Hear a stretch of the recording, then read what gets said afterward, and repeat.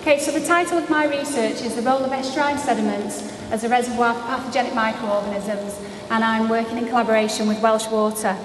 Now, as the climate changes, we're seeing more and more storm and flood events, which has a huge impact on microbes and pathogens, the transportation throughout the environment. Human pathogens can enter the environment via various sources such as wastewater and agricultural runoff, and it's extremely important that we understand the fate and ecology of these microbes in the environment in order to assess any risks to human health. So the species that I'm actually looking at are vibrios, which are aquatic, and they are responsible for seafood poisoning. All the other species, the sound didn't work, there's supposed to be a sound there. All the other species are found in fecal matter, which is not very glamorous.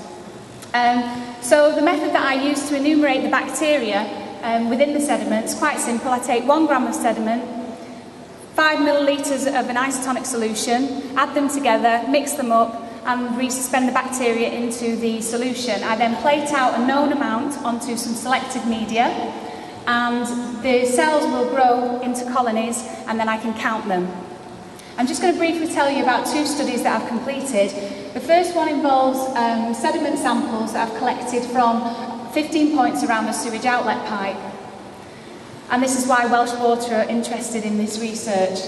Now, the circles show that there is contamination at those points for at least 6 out of 10 of the months that I've sampled. And this actually is in keeping with the model, because the sewage plume actually goes from left to right before it disperses. The second study was a bit more in depth, and I took sediment samples from 4 transverse transects from the Conway Marina.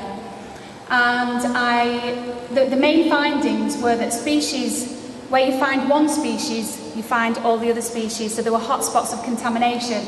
And these hotspots were in conjunction with the sediment type. They were found in finer sands, so mud and clay, and these were also correlated with, the sediments were correlated with organic content, sorry. So what comes next? Well, basically the culture-based methods that I've been using need to be used with caution. I sampled some of the colonies that I grew, extracted the DNA, and some of the plates came back that they weren't positives for what they should have been growing. So I'm making a move towards more modern molecular detection methods. And this will let me identify species as well as actual pathogens. So the impact of my study, well, there could be impacts for water quality assessment, and this will have a knock-on effect for blue flag beaches, any shell fisheries, and the tourism. So the basic question is there a risk to human health? Are sediments actually harbouring pathogens, or are they E. coli, Enterococcus, just normal commensal bacteria, and they're harmless? That's the next question. Thank you.